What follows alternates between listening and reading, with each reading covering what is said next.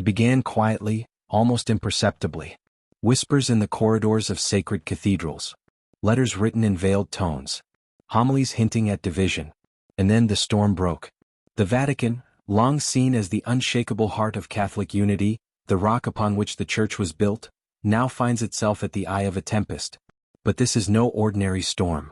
This is a spiritual rebellion brewing from within, led not by outsiders or secular critics, but by men who once wore the mitre, kissed the ring of the papacy and swore allegiance to the very church they now oppose.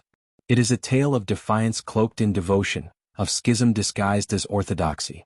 For the first time in modern history, a Pope, Francis, has been openly denounced by bishops, priests and theologians within his own church, accused of heresy, betrayal and apostasy. Some have refused to acknowledge his legitimacy altogether. Others have declared the papal seat vacant, since the resignation of Benedict XVI. And more than a few have been excommunicated as a result. But what could drive such open rebellion against the Vicar of Christ? This is not merely a disagreement over doctrine, it is a spiritual battle for the very soul of the Catholic Church. Behind the debates over liturgy, doctrine, and papal authority lies something deeper, a clash of visions. One side claims to defend eternal truth and sacred tradition. The other calls for mercy, renewal, and a church that listens. And caught in the middle is Pope Francis, loved, loathed, misinterpreted, misunderstood. In this exposé, we delve into the growing apostasy within the Vatican's own ranks, the names, the movements, the theological crises, and the actions Pope Francis has taken to safeguard unity. Who are the rebels challenging his authority? What did they say? How long has this been unfolding? And how far will it go?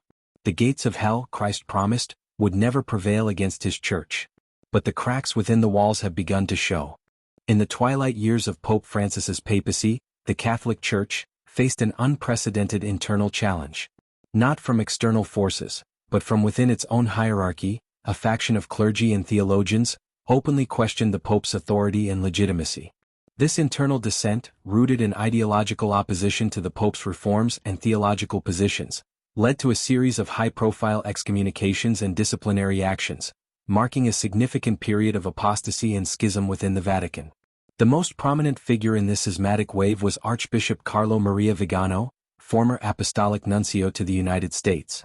In 2018, Vigano released a public letter, accusing Pope Francis of covering up sexual abuse allegations, and called for his resignation.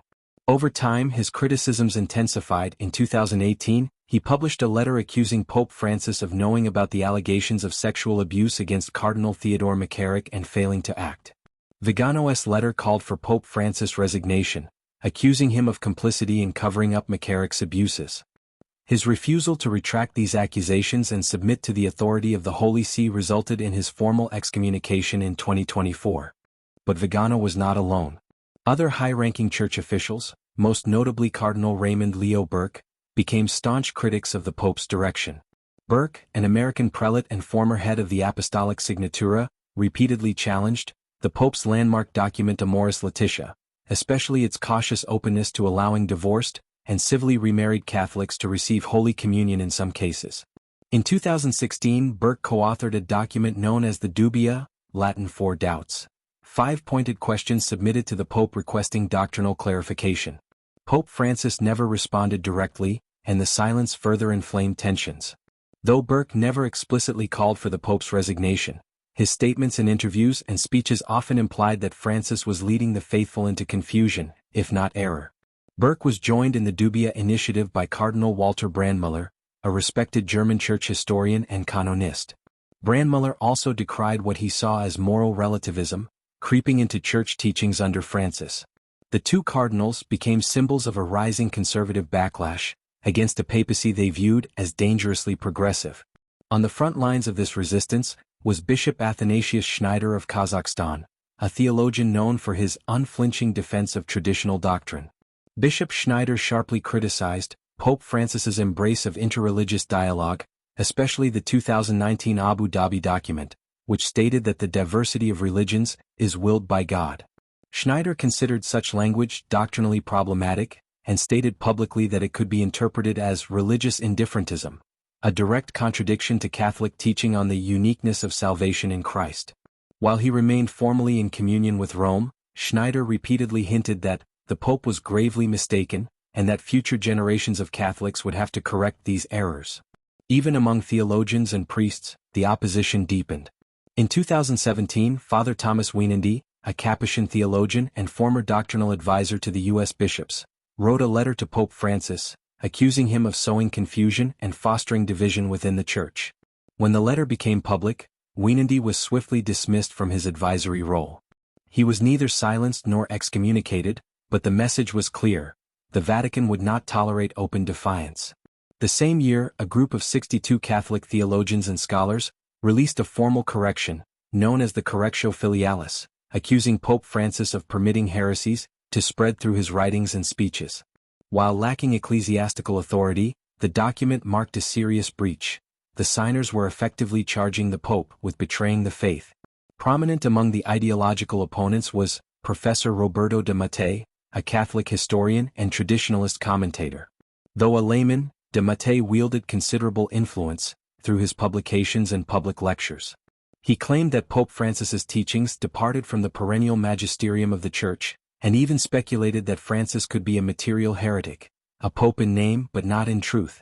On the fringes of this crisis were the Benevacantists, followers of the view that Pope Benedict XVI's 2013 resignation was invalid, and that the papal throne was therefore still occupied by him until his death.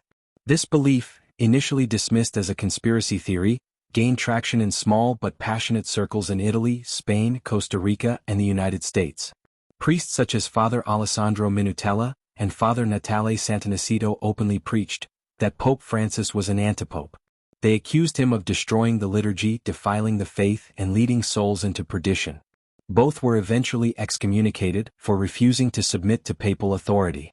Together, these voices formed a mosaic of dissent, a mixture of principled objection, theological resistance, and outright defiance. While their numbers were relatively small compared to the global Catholic population, their impact was amplified through media outlets, online platforms, and traditionalist forums. And yet, despite these attacks, some subtle, others blistering, Pope Francis did not waver. He took measured but firm action, excommunicating those who declared him illegitimate, restructuring the Roman Curia to promote transparency and mission, and continually appealing to the Church's deeper vocation of unity, mercy, and humility.